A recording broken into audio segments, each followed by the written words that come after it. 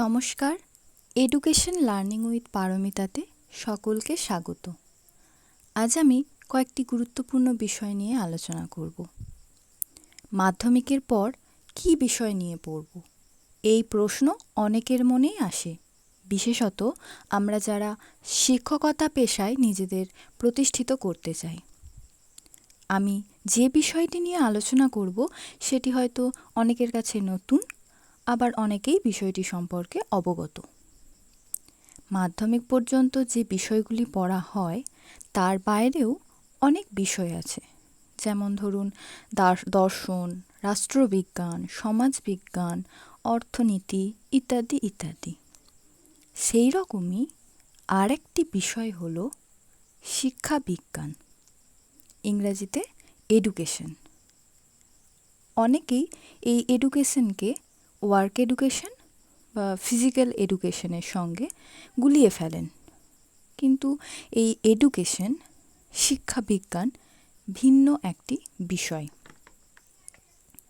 আসুন জেনে নেওয়া যাক শিক্ষাবিজ্ঞান কী, কেন পড়বো আমরা এই শিক্ষাবিজ্ঞান বিষয়টি নিয়ে, এই বিষয় নিয়ে কখন পড়া যায় বা ভবিষ্যতে কি কি হতে পারা যায়, এবং এই শিক্ষাবিজ্ঞান বিষয়টি কোন শাখার সঙ্গে যুক্ত ইত্যাদি প্রশ্নগুলোকে নিয়ে আজ আমরা আলোচনা করব।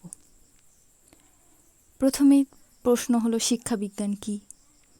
এই শিক্ষাবিজ্ঞানের যে সংজ্ঞা বা ব্যুৎপত্তিগত অর্থ, এসব নিয়ে পরবর্তী কোনো ভিডিওতে আলোচনা করব। আজ আমরা খুব বিষয়টির সংক্ষিপ্তভাবেই বিষয়টি কী তা জানব। শিক্ষাবিজ্ঞান হলো খুবই ইন্টারেস্টিং একটি বিষয়, যেখানে শিক্ষা ব্যবস্থার ইতিহাস, শিক্ষা পদ্ধতি, শিক্ষার পাঠ্যক্রম, শিক্ষার বিভিন্ন কমিশন, শিক্ষার শুরু থেকে শেষ পর্যন্ত জানা যায়। শিক্ষা বিজ্ঞান যে আসলে কী সেটা জানতে গেলে আমাদের অবশ্যই এই বিষয়টি নিয়ে পড়া উচিত। তাহলে এখন প্রশ্ন হলো কেন পড়ব?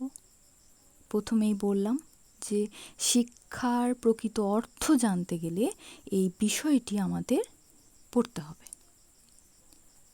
3 নম্বর প্রশ্ন হলো এই বিষয় নিয়ে কখন পড়া যায়? মাধ্যমিকের আগে না মাধ্যমিকের পরে? মাধ্যমিকের পর এই বিষয়টি নিয়ে পড়া যায়। যে সমস্ত ছাত্রছাত্রীরা আর্টস নিয়ে পড়ব ভাবছেন, তাদের শিক্ষাবিজ্ঞান বিষয়টি রাখতে পারেন। উচ্চ মাধ্যমিকে বিষয়টি না নিয়েও অবশ্য এই বিষয় নিয়ে স্নাতক করা যায় এবং উচ্চশিক্ষা লাভ করা যায়। তার জন্য আমাদের প্রয়োজন হলো স্নাতক যে কোনো শাখায়, যে কোনো বিষয়ে স্নাতক ডিগ্রি অর্জন করার পর বিএড ডিগ্রি থাকলে এডুকেশনে এমএ করা যায় এবং উচ্চশিক্ষার ক্ষেত্রে পিএইচডি পর্যন্ত করা যায়। তবে আমি ব্যক্তিগতভাবে সাজেস্ট করব, এডুকেশন নিয়ে যারা উচ্চশিক্ষা লাভ করতে চান তারা অবশ্যই উচ্চ মাধ্যমিক থেকেই এডুকেশনটি রাখুন। এখন প্রশ্ন হলো ভবিষ্যতে কি কি হতে পারবো এডুকেশন নিয়ে পড়াশুনো করলে? এডুকেশন নিয়ে পড়লে শিক্ষকতা তো করা যাবেই, পাশাপাশি স্কুল এসআই পদেও অ্যাপ্লাই করা যায়। এছাড়া এডুকেশনিস্ট, অ্যাডমিনিস্ট্রেটিভ পদের কর্মের সুযোগ থাকে। এবার এই বিষয়টি কোন শাখার সঙ্গে যুক্ত? সেক্ষেত্রে এই বিষয়টি আর্টস বা সায়েন্স কোনো নির্দিষ্ট বিভাগের বলা যায় না। তবে উচ্চ মাধ্যমিকে বিষয়টি রাখার সময় আর্টস বিভাগের সঙ্গেই যুক্ত থাকে, কিন্তু সায়েন্স বিভাগের ছাত্রছাত্রীরাও স্নাতক ও বিএড ডিগ্রি করার পরে শিক্ষাবিজ্ঞান নিয়ে উচ্চশিক্ষা লাভ করতে পারবে। আরেকটি গুরুত্বপূর্ণ বিষয় হলো মাধ্যমিক পর্যন্ত যেহেতু বিষয়টি পাঠ্যক্রমের মধ্যে থাকে না, তাই শুধুমাত্র যারা শিক্ষকতা সঙ্গেই যুক্ত হতে চান এবং আপার প্রাইমারি, নিম্ন মাধ্যমিক স্তরের শিক্ষকতাও করতে চান, তাদের ক্ষেত্রে এডুকেশনের সুযোগ তেমন থাকে না এবং তাদের জন্য শুধু ভরসা থাকে 11-12।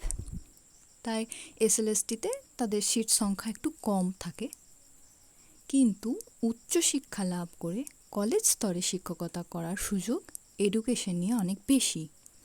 এবং বর্তমানে অনুমান করা হয় যে ইন্টিগ্রেটেড সিস্টেম এডুকেশনের ছাত্রছাত্রীদের জন্য অনেক সুযোগ আনতে চলেছে। তাই বলবো এডুকেশন নিয়ে উচ্চশিক্ষা লাভ করা খুবই ভালো হবে, নিজস্ব কেরিয়ারের জন্য বলছি। এবং শুধু তো কেরিয়ারের জন্যই আমরা পড়াশুনো করি না, আমাদের শিক্ষা অর্জন করার অর্থই হলো ভালো মানুষ হওয়া, চরিত্র গঠন করা এবং সর্বাঙ্গীন বিকাশ সাধন করা। তো সেই ক্ষেত্রে শিক্ষা কী সেটা জানতে গেলে অবশ্যই শিক্ষাবিজ্ঞান নিয়ে পড়া উচিত। আজ এই পর্যন্ত। ভিডিওটি থেকে উপকৃত হলে অবশ্যই লাইক ও কমেন্ট করবেন। আপনাদের মনে কোনো প্রশ্ন থাকলে আমায় কমেন্ট করে জানাবেন। পরবর্তী ভিডিও পাওয়ার জন্য প্লিজ সাবস্ক্রাইব করুন। নমস্কার।